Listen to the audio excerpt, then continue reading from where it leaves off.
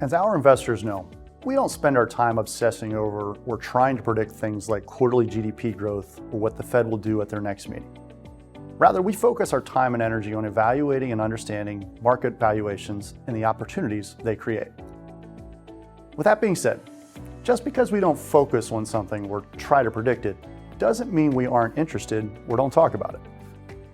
So, like many of our clients in all of the financial media, we admittedly spent time this year talking with clients about whether or not the US economy had gone into a recession.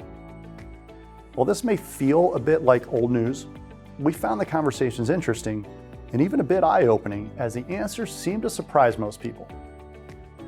Despite its general acceptance, the rule of thumb that 2 consecutive quarters of negative real GDP growth is not the official definition, nor the way economists evaluate the economy.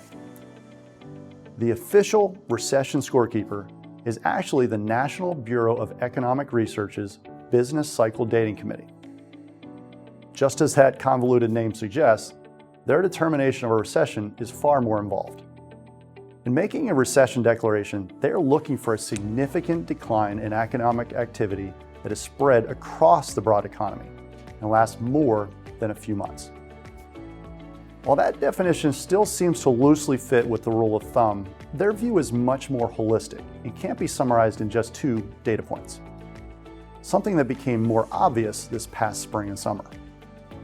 Economists in the committee know that headline data like GDP can be noisy, so they look at a broader set of data, primarily things like employment, retail sales or consumer spending, industrial production, and personal income. As the graph shown here on the left indicates, we did have 2 consecutive quarters of negative real GDP growth this year, albeit just barely. The graph on the right, however, shows the data points that weigh more heavily in the decision process of the committee that gets to make the official call. While personal income has had a bit of a recent weakness, the other 3 measures have all generally remained rather positive. So why the disconnect? Or why the need for that rule of thumb? Well, there are indeed 2 very good reasons. The committee's work is neither transparent or timely. The committee has no fixed rules about what measures are used or how they are weighted, and they seem perfectly content to take their time and wait for all the data in doing their work. Neither of which, of course, sits well with the investing public, a subset of the population that isn't typically very patient.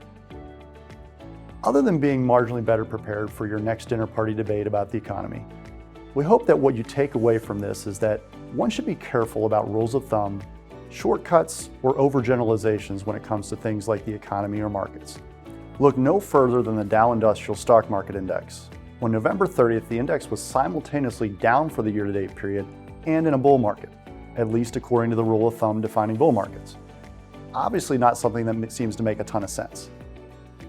Now that we've taken a quick look in the rearview mirror, let's look ahead to 2023 and what we all hope is a much more profitable year for investors.